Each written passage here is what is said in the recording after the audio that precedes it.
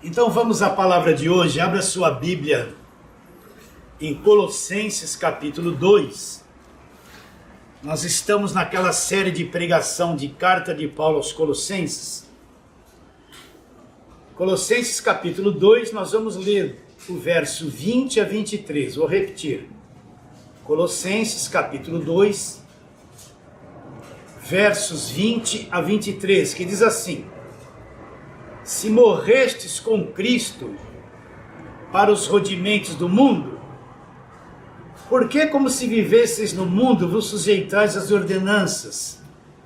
Não manuseis isso, não proves aquilo outro, não pode tocar naquilo, segundo em preceitos e doutrinas dos homens, porque todas essas coisas com o uso se destroem.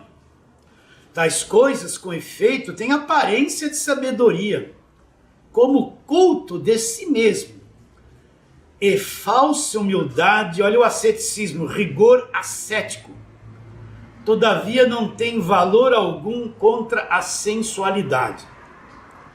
Então, antes de cada pregação de Colossenses, eu faço a pergunta: por que Paulo escreveu esta carta aos Colossenses? Eu sei que você já ouviu dezenas de vezes, mas é necessário repetir bastante.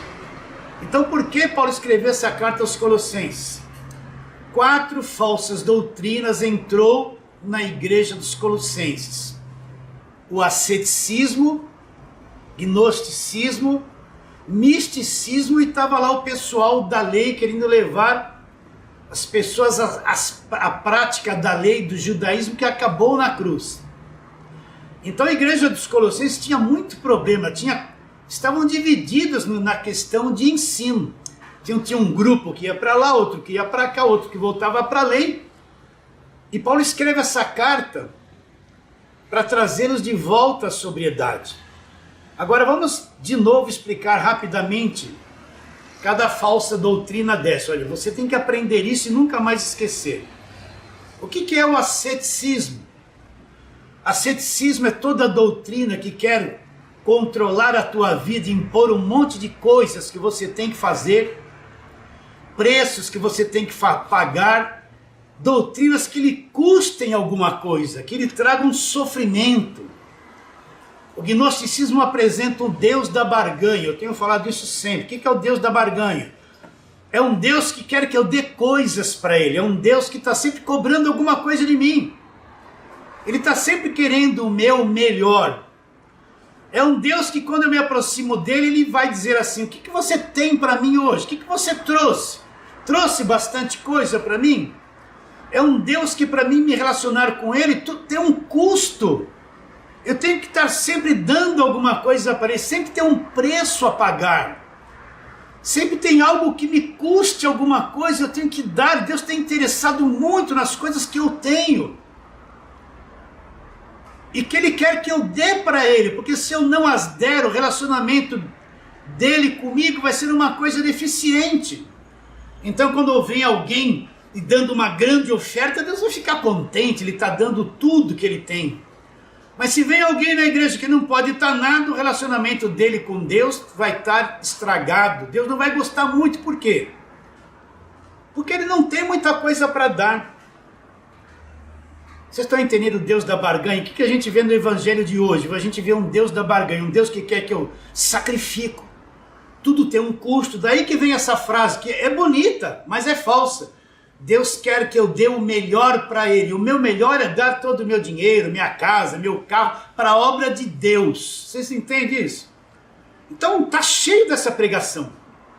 Então no gnosticismo é apresentado um Deus de troca. Deus só está interessado em mim se eu tiver alguma coisa que ofertar para ele. De onde vem essa mentalidade? Essa mentalidade vem da lei, do Velho Testamento.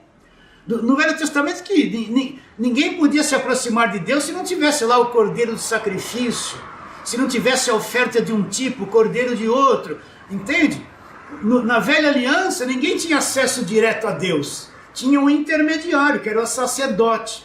Então a pessoa, para vir a Deus, ela tinha que vir ao sacerdote, entregar a oferta na mão do sacerdote, o sacerdote ia representá-la diante de Deus. Quando Deus queria falar com o povo, Então Deus não falava direto com o povo, tinha um sacerdote, Deus falava com ele, e o sacerdote de costas para Deus era a boca de Deus para o povo. Era assim, repare bem, leia Levíticos, Deuteronômio, tudo tinha uma oferta, tudo você tinha que pagar um preço, tudo tinha um custo. Mas quando Cristo vem e morre na cruz, ele cumpre a lei.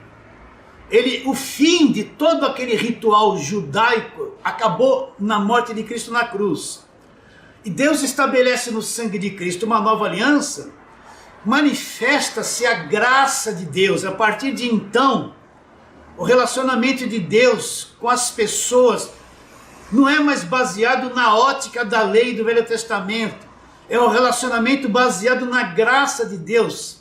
Por isso que Efésios 2 diz o quê? Porque pela graça sois salvos mediante a fé.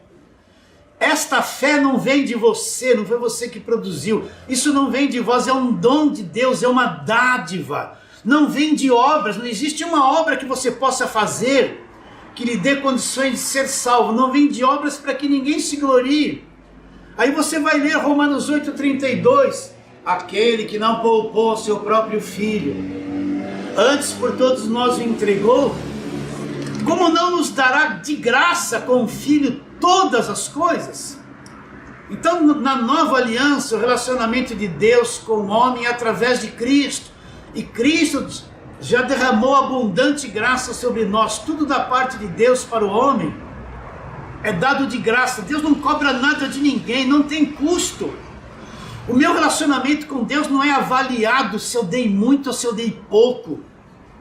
Tudo da parte de Deus para o homem, no Evangelho, é dado de graça. Não tem custo, você entende isso? Então, o gnosticismo é isso. Ele impõe sobre a tua cabeça um ultra rigor, te controla, pede para você fazer coisas que lhe dão sofrimento, que custe alguma coisa, apresenta um Deus que está interessado em que você dê coisas para... Tudo tem um custo, é um Deus da barganha. E se você falhar nessas coisas, você perde a salvação. Deus não se agrada de você, porque você não deu nada para Deus, não tinha nada para dar. Está bem claro isso na sua mente? Segunda coisa, falamos o asceticismo, gnosticismo. O que é o gnosticismo? É querer sentir Deus na carne. Eu quero um Deus que me arrepia, que me estremece. Um Deus que apaga a minha mente, me joga no chão. É um Deus que me dá calor, que me descontrola. Eu falo que é o poder de Deus, fico assim, fazendo aquelas coisas todas. Olha que poder de Deus. É daí que vem essa conversa, essas músicas, que não é louvor. É um tal de sapato de fogo. Olha só, presta atenção. É um tal de sapato de fogo. Então o cara está na igreja, vem um tal de sapato de fogo, mas ninguém vê, pega na canela dele, no pé dele. Aí ele vai dizer, não posso me controlar. Então ele perde o controle. Vocês entendem? Procura na internet esses cultos pentecostais, gente rodando, pulando, gritando que nem galinha, rodando, parece peão. Fala que isso é o poder de Deus, isso é o gnosticismo. Eu quero sentir um Deus na carne, um Deus que me descontrola, não importa a fonte. É calor, aí vem as músicas, santo fogo, fogo santo, tudo é fogo, Deus é fogo, é só fogo. Fogo é todo mundo ficar fazendo essas coisas. Vocês entendem o que eu estou dizendo? Aí você vê um povo que não conhece o evangelho descontrolado, gritando, não grita, um fala em línguas, outro não fala. É uma confusão, tá aí na internet isso. É o gnosticismo, eu quero uma experiência sobrenatural, eu quero ter visão, eu quero ver coisas, eu quero sentir coisas, mas não está na palavra. Quantas vezes eu conversei com pessoas que viram coisas, que sentiram coisas, mas eu falei... Mas isso que você vai fazer errado, não está na palavra. Não, mas eu senti. Deus falou porque eu senti, mas a Bíblia é contra isso que você vai fazer, é errado. Não, mas eu senti, é Deus. E não dá ouvido. Então Deus é Espírito, a fé não é um sentimento. Fé não é, eu estou sentindo uma coisa linda, eu estou me sentindo bem, Não, fé é convicção, não é emoção. Tem um monte de gente que está na fé emocional, né? Aí canta aquelas músicas bonitas na igreja. Ele chora, é tudo lindo. Aí na segunda-feira ele acorda depressivo. Toda aquela fé que ele teve no domingo acabou. Porque aquilo não era fé. O louvor levou ele a um estado emocional gostoso, de alegria. Aí ele, ai, que coisa linda. Aí acorda segunda-feira, não sente mais aquilo, não acredita mais em nada. A fé foi embora. Não, fé não é emoção, é convicção. Eu aprendo a verdade cria no meu espírito uma grande convicção. Convicção de coisas que eu não sinto, que eu não vejo. Por isso que palavra e fé andam juntas. Não vem dizer que o indivíduo tem uma grande fé e não conhece nada do evangelho. Ele não tem uma grande fé, ele tem uma grande emoção. A fé vem pelo ouvir, pela pregação, e a pregação vem pela palavra. Então fé, a palavra traz a fé. Então conforme eu vou aprendendo o evangelho, esse conhecimento vai sendo agregado no meu espírito e vai gerando fé. Entende? Fé e palavra andam juntos. A fé é um conhecimento que eu tenho do evangelho da graça de Deus que produz uma convicção dentro de mim. Fé não é fazer loucura, eu vou dar pela fé em nome de Jesus, eu vou comprar. No passado tem uma pessoa que fez isso, pela fé em nome de Jesus eu comprei esse apartamento, deu um cheque para quitar, acreditando que o dinheiro... Meus irmãos, eu não estou brincando com você, estou falando uma coisa verdadeira. O dinheiro vai aparecer na conta, mas você trabalhou? Teu pai está te dando dinheiro? Tem alguma transferência? Não tem nada? Como é que você vai fazer isso pela fé acreditando que vai acontecer? Qual foi o...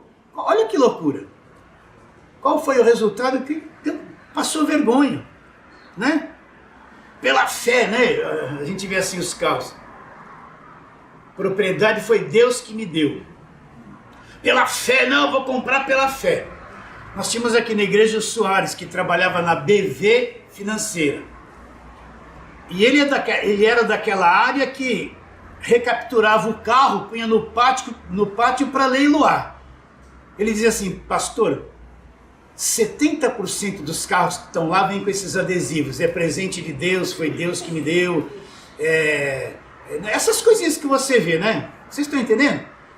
Era tudo crente que compra pela fé, não consegue pagar e tem que devolver. Então fé não é fazer loucura. Fé não é, numa hora emocional, fazer coisa atrapalhada. Fé é sabedoria. Eu vou conhecendo o evangelho e isso cria uma convicção dentro do meu coração e eu vou viver pela fé neste conhecimento, não é emoção. Está bem claro isso? Então o gnosticismo. Agora vem o misticismo, já falei 1000 vezes, você vai numa igreja evangélica, você vê lá um pouquinho de macumba, um pouquinho de espiritismo, um pouquinho de catolicismo e um pouquinho de Jesus. Quando eu falo Jesus, vocês entendem o que eu estou dizendo, né? Entende? Você vai lá, mas sal grosso, fui na macumba quando eu era jovem, eu vi lá sal grosso, agora é sal grosso ungido. Esse negócio de descarrego era linguagem da macumba, agora é descarrego dentro da igreja, né? Vocês estão entendendo? Rosa, uma vez eu estava na praia, olha as coisas que eu fazia, eu era jovem terrível, estava lá dia de Iemanjá, eu fui lá, tomei um banho do perfume, peguei as rosas dela e voltei para casa feliz da vida. Rosa era coisa da macumba, gente. Eu fiz isso quando era jovem, nunca foi boa coisa. Vocês estão entendendo? Agora é rosa ungida. Então você vê uma igreja que, sessão de descarrego, banho de descarrego, que, lá na macumba é banho com água de aboa, uma água que eles preparam, uma mistura toda e vai tomar um banho lá. Mas virou banho de descarrego, vai dar um saquinho para você com uma água com 7 elementos da natureza, você vai chegar em casa, vai tomar banho, vai descarregar e fechar o teu corpo. Vocês entendem o que eu estou dizendo?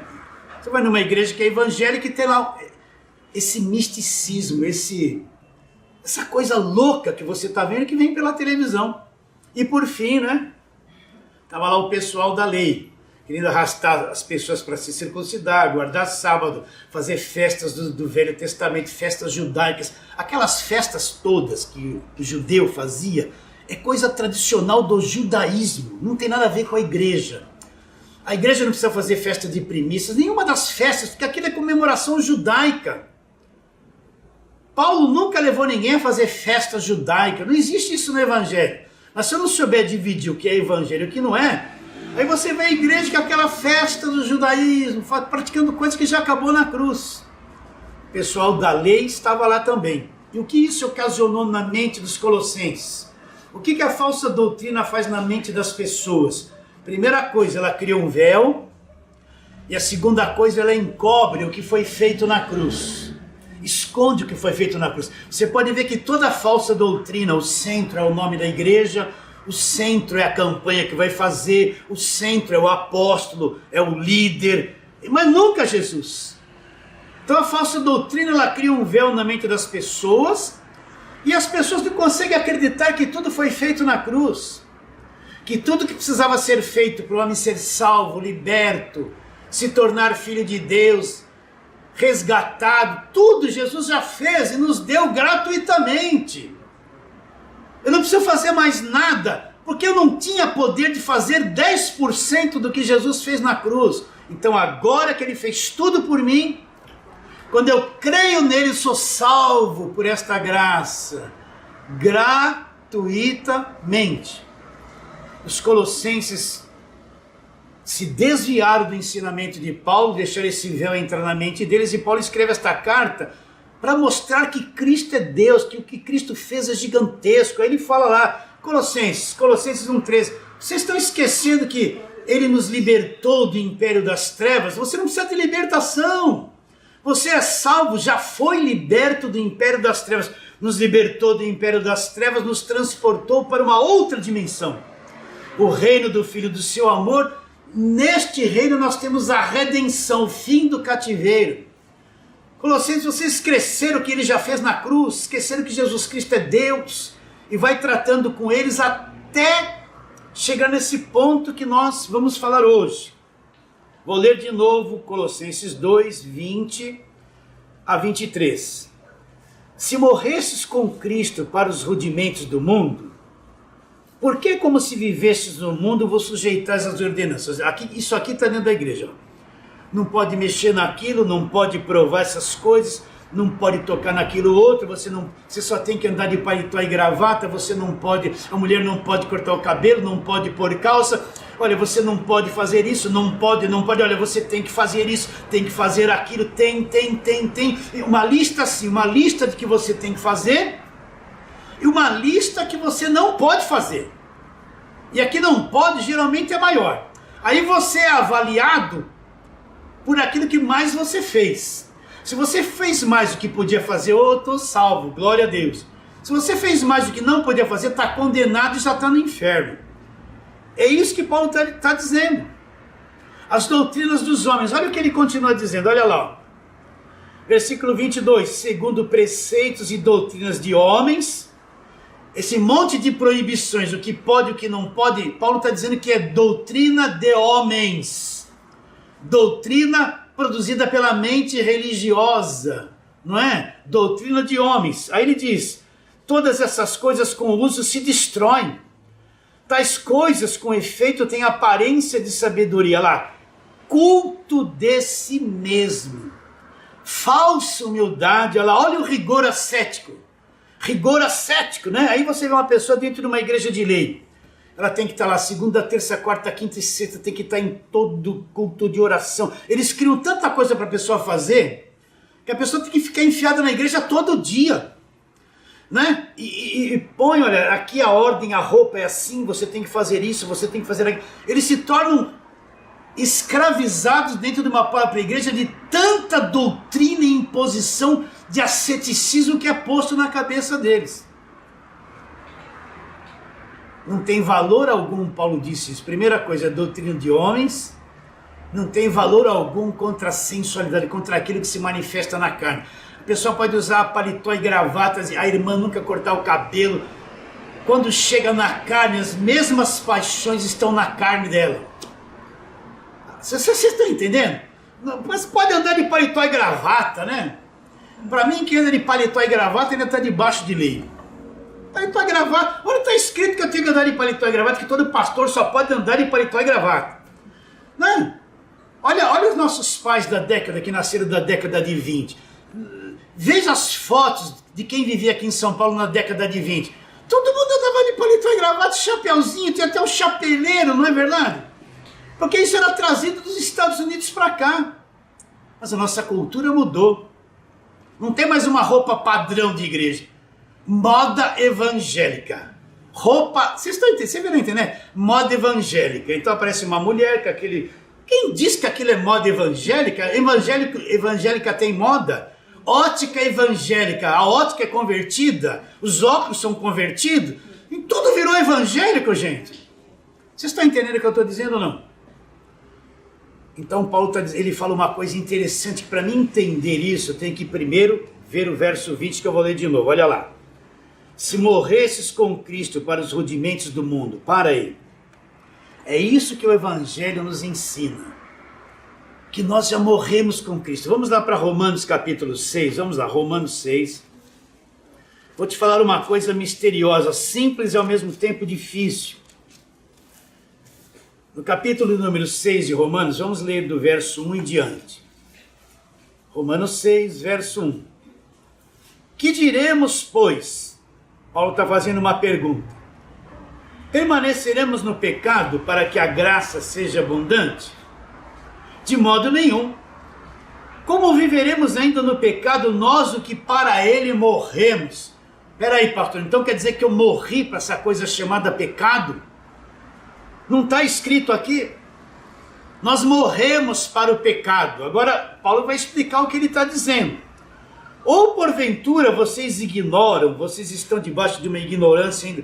Ignorais que todos os que fomos batizados em Cristo, fomos batizados aonde? Na água? Fomos batizados na morte de Cristo, olha lá. Fomos, pois, sepultados com ele na morte pelo batismo, para que como Cristo foi ressuscitado dentre os mortos pela glória do Pai, assim também andemos nós em novidade de vida. Olha o verso 5. Porque se fomos unidos com ele na semelhança da sua morte, certamente seremos também na semelhança da sua ressurreição. Para um pouquinho, agora vamos pensar, para você entender o que Paulo está dizendo. Quando o primeiro casal pecou, quando Adão e Eva pecaram, a raça humana não existia ainda. Só existia o primeiro casal, mas tinha um potencial neles de produzir a raça humana inteirinha. Enchei-vos, multiplicai, dominai sobre os peixes do mar. Essa bênção estava sobre eles. E eles pecaram, se estragaram. Não vou entrar detalhadamente o que aconteceu. Eles morreram, se tornaram destituídos de Deus, estragados, corrompidos, apodrecidos. E eles geraram filhos e filhas. E todos os que nasceram deles já nascem estragados. Pode ver o primeiro casal, o primeiro filho, Caim nasceu o segundo, Abel. Cada um fez uma oferta a Deus. Olha lá no comecinho para você entender o que eu estou dizendo. Deus aceitou a oferta de um e não aceitou a oferta de outro. Ele ficou tão irado que matou o seu irmão. Caim ficou irado porque a oferta dele não foi aceita. Deus falou assim, ó, se você proceder bem, você vai ser aceito, mas você procedeu mal. A você cumpre dominar o teu desejo. Caim ficou irado. O primeiro filho já nasceu, olha como ele já nasceu estragado, corrompido. Ficou irado, planejou, vou matar esse meu irmão aqui. Vamos lá no campo, foi lá e matou o irmão. Logo o primeiro filho, olha como nasceu estragado, apodrecido, corrompido. Você está entendendo isso ou não? Já nasceu e já matou o irmão, logo de cara. Toda a raça humana foi gerada por Adão e Eva, nasceram todos estragados, corrompidos, depravados. Olha para você, todos nós somos estragados. Olha para o teu caráter, o que você tem por dentro, as tuas paixões, o que a tua carne te cobra, as coisas que se passam na sua mente. Olha que podridão.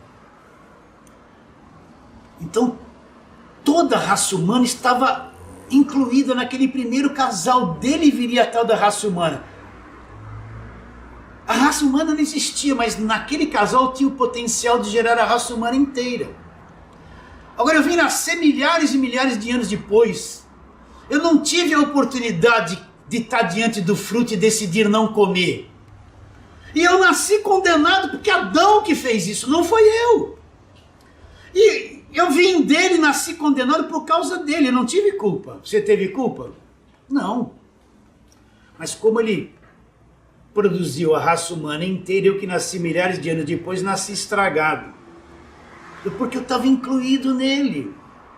Eu estava incluído nele.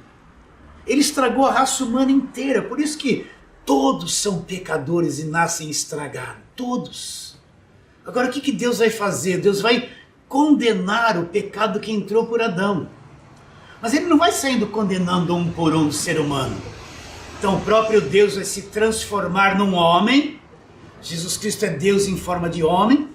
Ele vai nascer sem pecado, ele nunca pecou, ele não veio da genética de Adão, então ele não nasceu pecador, não nasceu estragado. A carne dele não era tendenciosa e viciada como a nossa em cometer pecado. A carne dele era pura, ele não tinha a genética de Adão, a genética dele era de Deus. Por isso que ele era Deus em forma de homem. O corpo de Maria foi usado só para alimentar aquilo que era filho de Deus dentro do ventre dela. Então Jesus Cristo era perfeito, a carne dele era perfeita, era semelhante a mim e a tua, mas semelhante não quer dizer igual. Então o que esse cordeiro perfeito, sem mancha, sem mácula vai fazer? Ele vai pegar sobre ele tudo que entrou por Adão, todas as maldições, toda coisa estragada, tudo que entrou por Adão, Cristo vai tomar sobre si, ele vai levar na cruz e vai destruir, por um fim, tudo aquilo que entrou por Adão. Ora, se eu estava incluído em Adão, agora o que Deus faz por mim? Deus agora me inclui na pessoa de Jesus Cristo. Quando Adão pecou, eu existia, mas fui condenado porque ele fez isso lá. Eu estava incluído nele. Agora Deus vai nos incluir em Cristo. Cristo é o segundo Adão. Então ele vai pegar todo o estrago que veio de Adão e vai incluir tudo em Jesus Cristo. E nós estamos incluídos. Quando Cristo está morrendo na cruz, nós também estamos morrendo lá. Por isso que Paulo fala em Gálatas 2:20, estou crucificado, fui morto com Cristo. Ali Adão me condenou. Cristo, Deus me pôs em Cristo e me crucificou. Então, na morte de Cristo na cruz, não é só Cristo que está morrendo, é todos nós. Fomos incluídos naquela morte dele ali. Entende? Por isso que ele está dizendo, Colossenses, vocês morreram para a religião.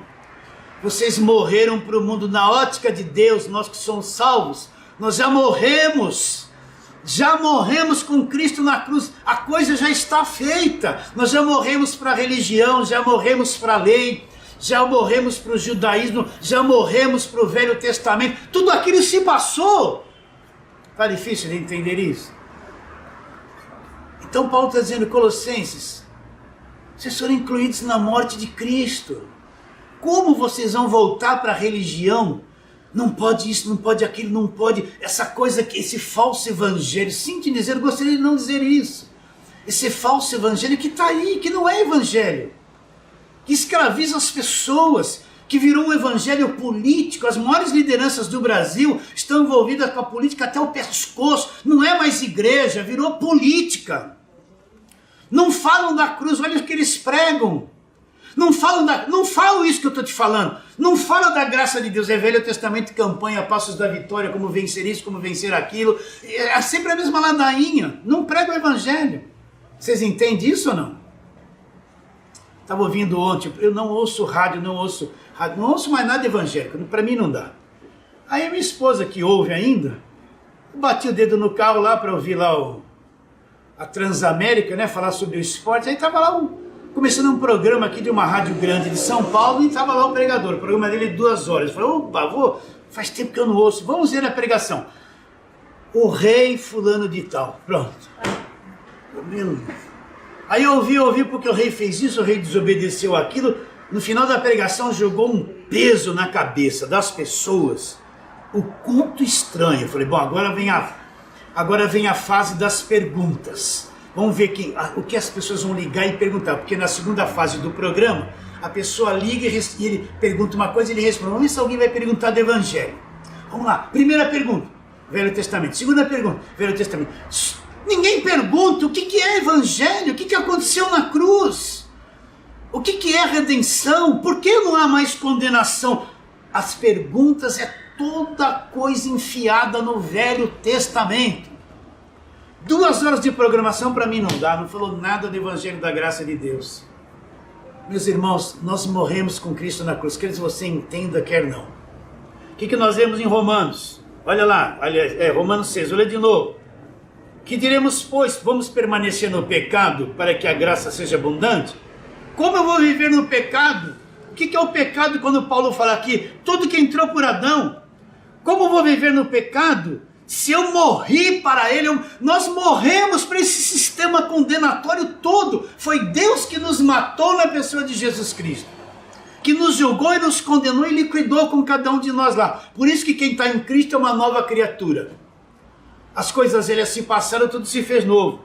Olha o que ele fala agora. Ou porventura vocês ignoram que todos que fomos batizados em Cristo, fomos batizados na morte. Isso aqui não é pegar a pessoa e mergulhar na água. Isso aqui é inclusão na morte de Cristo na cruz. Eu fui incluído naquela morte. Olha o que ele diz depois, verso 4. Fomos, pois, sepultados. O que é uma sepultura? Abre lá uma cova, joga a pessoa lá dentro com o caixão, ela está sepultada. Então Paulo está dizendo que Deus nos sepultou na morte de Cristo. Fomos, pois, sepultados na morte de Cristo. Esse é o batismo em Cristo. Sepultados na morte pelo batismo, olha lá, para que, como Cristo foi ressuscitado dos mortos pela glória do Pai, assim nós vamos andar em nova vida, em novidade, uma vida nova, de dentro para fora. Agora, o verso 5. Porque se fomos unidos com ele na semelhança da sua morte, nós somos unidos com ele na semelhança da morte. Você não foi unido a Adão na semelhança da transgressão dele, você não existia, mas estava unido a ele, foi condenado. Agora Deus nos uniu na semelhança da morte dele, nos matou lá. Porque se fomos unidos com ele na semelhança da sua morte, então você já foi unido na semelhança da morte. Então Deus agora, ele não olha mais para o teu homem exterior. Nós estamos aqui no homem exterior. Nós estamos aqui lutando com essa carne quer fazer tudo errado todo dia, ela é nervosa, ela briga com todo mundo, os homens cobiçam as mulheres olha assim, vê o pão, né, dá uma olhadinha assim mesmo sendo casado, olha e acha o homem bonito. Todo mundo é assim. Não é? Você não é assim? Né? Aí a gente põe aquele paletó e gravata e vem na igreja, amém, oh glória, se torna religioso, né? Mas todos, na nossa carne, o veneno está em todos, não adianta se esconder. O veneno está em todos. Nós não somos boa coisa. O nosso homem exterior é estragado, não serve para nada. Agora Deus, ele olha para nós no nosso espírito. Onde é que você nasceu do alto? Nasceu no espírito. Então Deus olha o homem interior, é com esse que ele trata. O corpo, Paulo diz, está morto por causa do pecado, não serve mais para nada. Mas o espírito é vida, lá dentro é vida por causa da justiça. Então nós somos unidos com Cristo, na semelhança da sua morte. Deus liquidou o velho homem ali. E nós fomos unidos na semelhança da sua ressurreição. Por isso que Paulo fala em Colossenses 3, que nós vamos ver mais para frente. Se vocês ressuscitaram com Cristo, busquem as coisas lá do alto. Onde houve a ressurreição? No nosso interior. Quando o véu rasgou, eu nasci de novo. Então, olhe para mim. Quando Deus olha para você, na ótica de Deus, você já foi unido na morte da cruz. Você já está livre da religião, livre do judaísmo, livre das leis de Moisés. Você é igreja agora. Tudo aquilo acabou. Você entende que a igreja não existia no Velho Testamento? Eu falo isso 1000 vezes. Vai no Velho Testamento e procura a palavra igreja. Não existe. O que existe é a história do povo judeu. A igreja vem existir quando? Na nova aliança. Não vem existir na nova aliança? Entende? Então, meus irmãos, na ótica de Deus, nós já morremos para os rudimentos do mundo. Nós já morremos para a religião.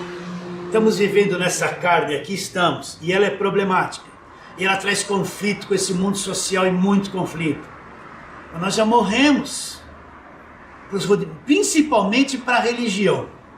Está bem claro isso? Então, Paulo está dizendo, agora volta lá. Colossenses 2, onde nós estamos. Vamos ler os mesmos versos. Verso 20. Se morrestes com Cristo para os rudimentos do mundo, então está bem claro que nós morremos com Cristo para os rudimentos do mundo. Vou recapitular. Morremos para a religião, morremos para o judaísmo, morremos para a lei, Morremos. Você quer ver? Vamos lá para Romanos 7. Depois a gente volta aqui. Vamos lá, Romanos 7. Para você entender que nós estamos livres. Estamos livres da velha aliança. Ó, Romanos 7. Vamos ler o verso 4. É bom seria ler o capítulo inteiro, mas o verso 4. Assim, meus irmãos, também vós morrestes relativamente à lei por meio do corpo de Cristo, para pertencer a outro, a saber, aquele que ressuscitou dos mortos, a fim de que frutifiquemos para Deus. O que Paulo está dizendo? Que nós somos incluídos na morte de Cristo, naquele corpo de Cristo, aquele corpo de carne que foi sacrificado. Nós morremos para a lei. Nós morremos para a lei. Não temos mais nada a ver com a lei. Olha o verso 6. Agora, porém, libertados da lei. Porque é inacreditável que os pregadores de hoje pegam a igreja e enfiam ela no Velho Testamento. Fica subjugando a igreja no judaísmo. Né? E traz todos aqueles símbolos do judaísmo para dentro da igreja, e toca chofar, e faz aquela coisa toda que acabou na cruz.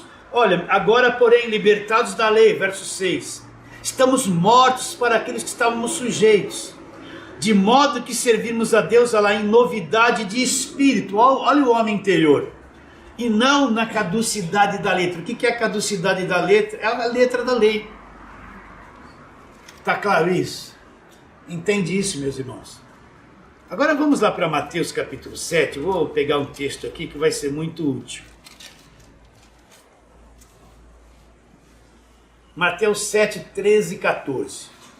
Antes de lermos isso aqui, nós temos que entender para quem Jesus Cristo está falando. Então, para quem Jesus Cristo está falando isso que vamos ler? Ele está falando para o povo judeu, os discípulos dele que são judeus. A lei está em vigor, porque ele não foi na cruz ainda, então a lei está em vigor, ele vai cumprir a lei. Ele está falando para aquele povo com a mentalidade e a cabeça da lei, que sentia a dificuldade da lei, que sentia que não conseguia cumprir 100% a lei, que se sentia condenado por não conseguir cumprir a lei. Então ele está falando isso, a igreja nem existe aqui ainda, a igreja vai lá para Atos 2, quando o Espírito Santo vai ser derramado. Então ele está falando isso para judeu que está debaixo da lei. Então ele vai dizer isso, Mateus 7,13, entrai pela porta estreita, olha lá, larga é a porta, espaçoso o caminho que conduz à perdição, e muitos são os que entram por ela. Porque estreita é a porta e apertado o caminho que conduz à vida, e são poucos os que acertam por ela. Para quem ele está dizendo isso? Para quem está debaixo da lei. Tem algum gentil lá? Não. Para quem ele está dizendo isso? Para aqueles que estão debaixo do judaísmo.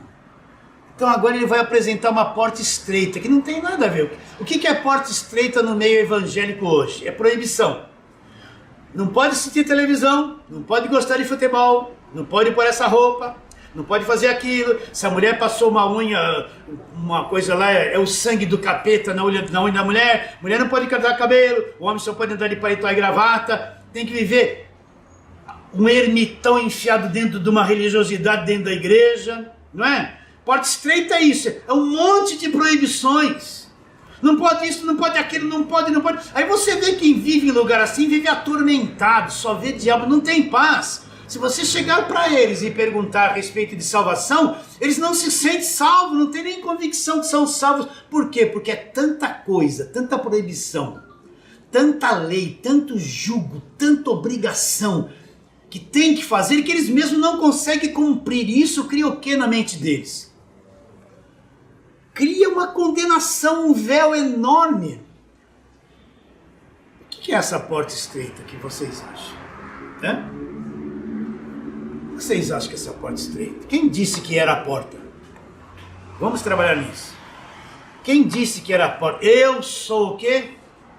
A porta estreita é Jesus, gente. Nessa porta estreita só passa a graça de Deus. Não passa as obras da lei, não passa a lei, não passa judaísmo, não passa a religiosidade. Entende? Não passa. Não passa a sua graça, meus irmãos. Ele diz assim, eu sou a porta, aquele que entrar por mim entrará, sairá e achará pastagem. Nessa porta não passa falso evangelho, não passa as campanhas, não passa os votos, não passa os sacrifícios da lei, não passa o judaísmo, não passa esse falso evangelho, não passa, não é esse monte de proibições.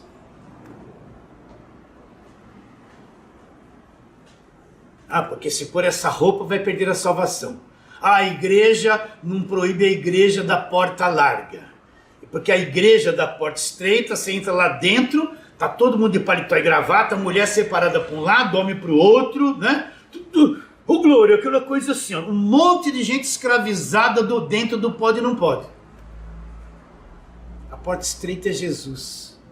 Não passa outra coisa. Não adianta eu vir, ó Deus, estou fazendo aqui meu sacrifício. Não vai passar. Não vai passar porque não existe sacrifício, voto, essas coisas na nova aliança, isso é coisa do judaísmo. Não tem esse monte de proibição. Na graça de Deus é o seguinte, ó. Paulo fala, não deis ocasião à carne. Vamos falar um pouquinho sobre isso. Tá bom, vamos lá. Gálatas. Vamos abrir lá em Gálatas, vamos lá, para você entender. Porque as pessoas vão dizer assim, então pode fazer tudo. Pode adulterar, pode fazer um montão de coisa, pode fazer um montão de coisa errada. Não pode não. Gálatas capítulo de número 5. Vamos ler o verso 13. Paulo diz assim, Gálatas 5:13.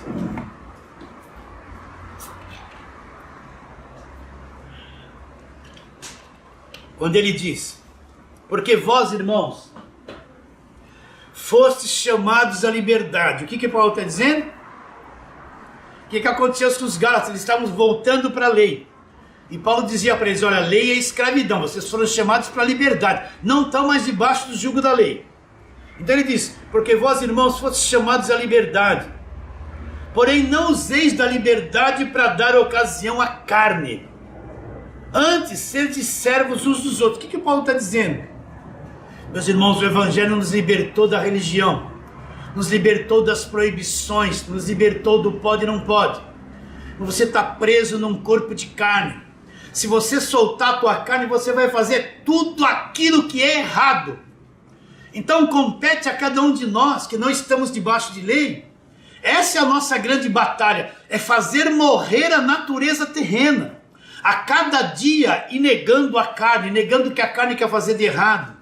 Negando os enganos da carne, as paixões da carne, não dar ocasião à carne. Nós somos livres da religião.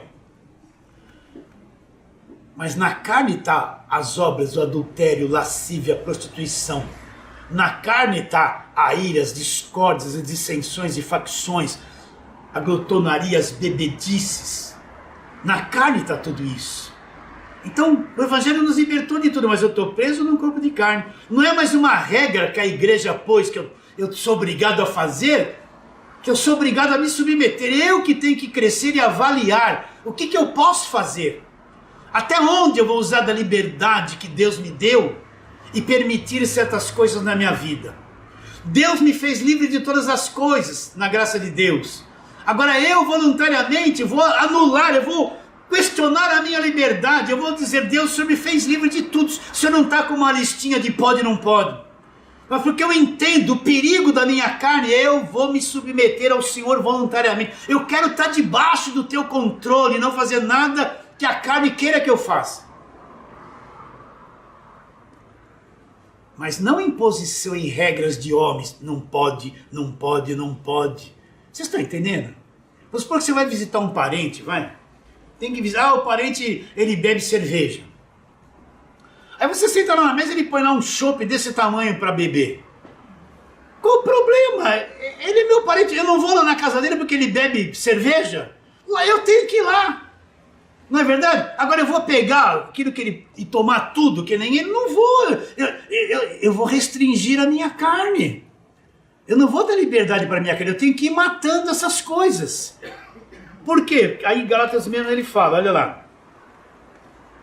Verso 8 do capítulo 6 de Gálatas. Ele diz assim, porque o que semeia para a sua própria carne, da carne colherá corrupção. Mas o que semeia para o Espírito, do Espírito vai colher a vida eterna. O que ele está dizendo? Olha, se você soltar a tua carne, ela vai produzir um monte de coisa ruim na tua vida, você vai colher toda a corrupção que você plantou. Solta a tua carne para ver. O Evangelho te libertou de todas as coisas, mas a minha carne tem que ser levada em disciplina pelo meu homem interior, porque se eu semear para a minha carne, eu vou colher a corrupção que a carne vai produzir. Mas não é um monte de regrinha imposta dentro da igreja que vai me controlar, a doutrina dos homens, você entende? Por que uma mulher tem que sentar de um lado e o homem do outro? Me mostre o porquê dentro de uma igreja. A esposa vai com o marido, chega lá, nossa, o homem tem que sentar do lado da mulher do outro, porque é pecado a esposa sentar do lado do marido. Por quê? Isso não é doutrina de homem? Fala a verdade, por que alguém que vai pregar tem que pôr paletó e gravata? Tem igrejas que a pessoa não pode subir no púlpito se não tiver paletó e gravata? Mas me mostra isso onde está escrito isso. Mas é doutrina dos homens. Encheram a igreja de um monte de coisas que não serve para nada, que só escravizam a mente das pessoas. Então Paulo está dizendo, nós morremos para tudo isso. Morremos para os rudimentos do mundo, morremos para a religião, fomos incluídos na morte de Cristo. Por que eu vou voltar de novo a me submeter? Não posso comer isso, não pode tocar aquilo, não pode pôr essa roupa, não pode ir nesse lugar, não pode comprar aquilo, não pode isso, não pode aquilo, segundo os preceitos e doutrinas do homem. Aí eu caio para o asceticismo. Aquele rigor é posto na minha cabeça, esse Deus de cobrança vem para cima de mim e começa a me cobrar um monte de coisa, e lá estou eu debaixo de uma doutrina de sofrimento que acaba com a minha mente, acaba com o meu mundo emocional. Pode ver, quem está debaixo da igreja, que só fala de demônio, batalha espiritual e lei, eles vivem em guerra, eles não têm paz, tudo é um tumulto na cabeça deles. Eles não têm alegria, eles têm pesadelo com o demônio toda hora. Passou um vento e bateu a porta, é um demônio, está amarrado. Eles vivem no inferno aqui na terra. Vocês entendem o que eu estou dizendo ou não? Me estendi muito hoje, não é? Então volta lá para terminarmos em Colossenses 2, onde nós estamos. Então ele diz, se morrestes com Cristo, verso 20, para os rudimentos do mundo, morremos para tudo isso. Porque como se vivesses no mundo, vos sujeitais às ordenanças. Ordenanças criadas por quem? Pela religião.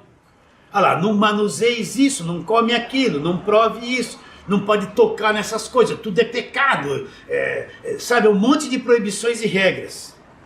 Ele diz assim, segundo preceitos e doutrinas de homens, pois que todas essas coisas com o uso se destroem, tudo isso acaba. Tais coisas, com efeito, têm aparência de sabedoria, parece ter muita sabedoria isso. Olha lá, culto de si mesmo. O que é o culto de si mesmo? Presta atenção, às vezes eu quero sair daqui e esqueço. Vamos supor que você pegue uma rosa, o pastor disse, essa rosa ungida, consagrada, e você vai prestar um culto. O que é prestar um culto a Deus? É reconhecer Deus como Deus, vir, adorá-lo e servi-lo. O que é prestar um culto? Culto de si mesmo, prestar um culto para uma rosa ungida. Eu admito na minha vida que aquele pastor orou, essa rosa tem um poder, eu presto um culto para ela. Eu vou pegar acreditando que se eu vou levar para casa, olha o culto. Eu estou subordinado a ela, subordinado à autoridade de uma rosa ungida, prestando um culto de si mesmo a ela, acreditando que ela vai fazer alguma coisa para mim. Olha o que ele diz, tais coisas com efeito têm aparência de sabedoria. Culto de si mesmo, falsa humildade, né? Você entende lá? Rigor, olha o rigor do sofrimento, o asceticismo, o rigor ascético. Aí Paulo termina dizendo isso, todavia não tem valor nenhum contra a sensualidade da carne. Essas coisas não matam os apetites da carne, essas coisas não controlam a sua carne, são só regras e mais regras, preceitos e mais preceitos, doutrinas que não servem para nada, doutrinas criadas pela mente humana e não estão de acordo com o evangelho da graça de Deus. Não pode tocar isso, não pode comer aquilo, não pode tal roupa, não pode tal lugar, não pode andar com certa pessoa, não pode fazer isso, um monte de proibições. Então Paulo fala, nós morremos para tudo isso. Será que você entende o que eu estou dizendo ou não? Morremos para tudo isso. Os colossenses que fizeram?